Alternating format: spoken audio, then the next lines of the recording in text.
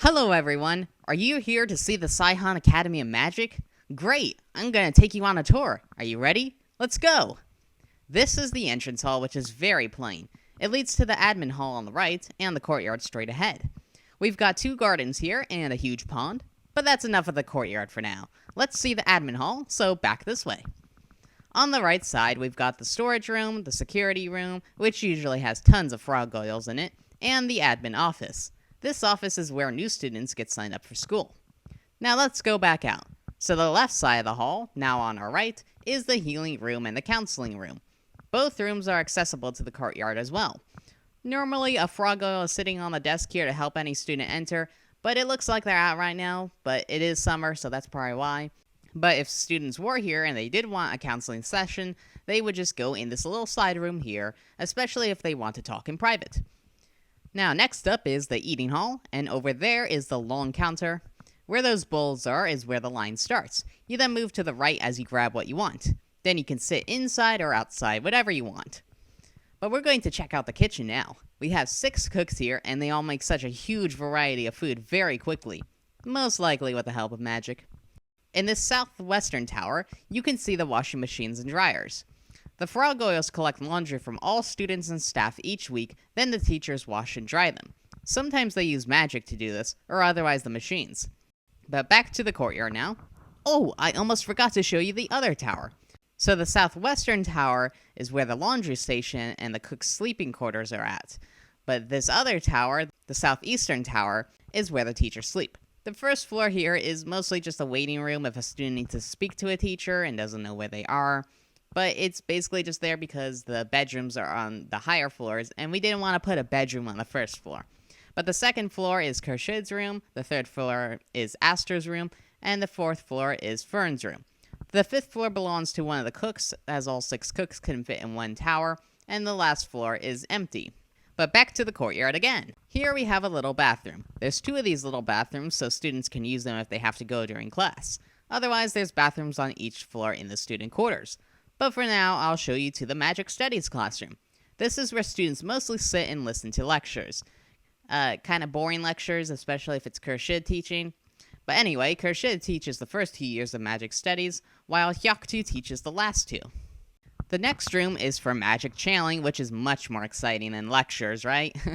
We have 4 cauldrons in here, which each contain an element for students to practice manipulating.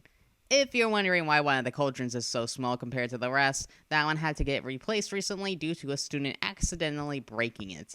Magic accidents happen.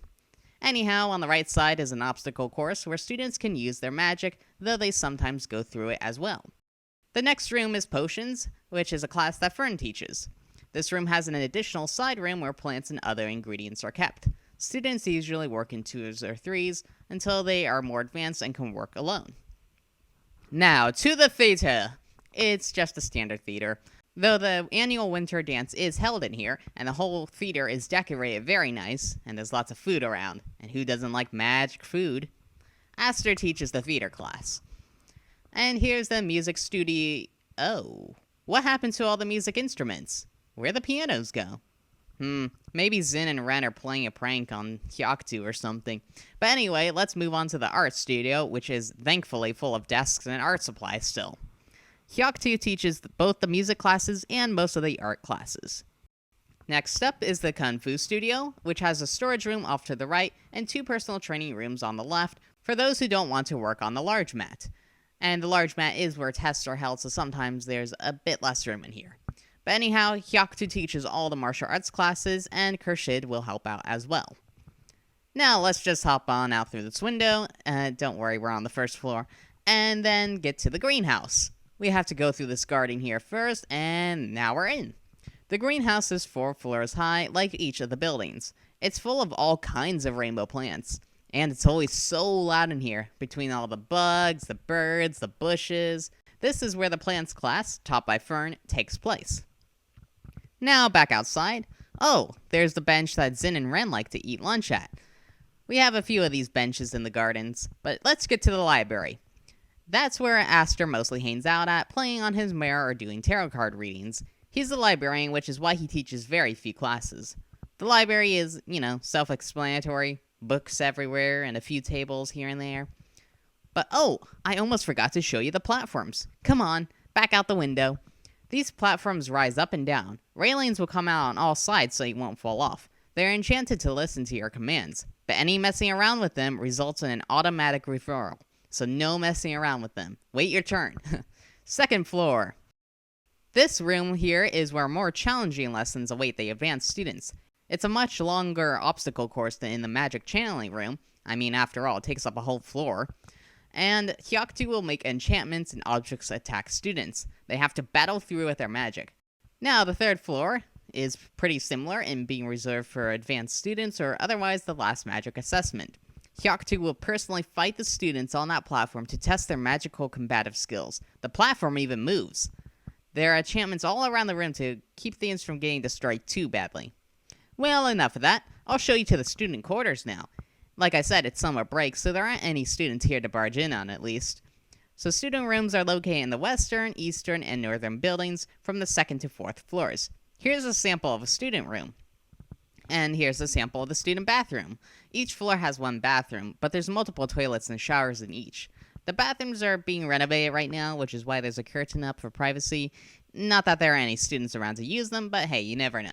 Now let's get back to the western building, where the Tai Chi Studio is. This studio is smaller than the Kung Fu one, since not many students take Tai Chi. They apparently don't know how many benefits Tai Chi has. Anyhow, here is the door to the Caihong Family Tower.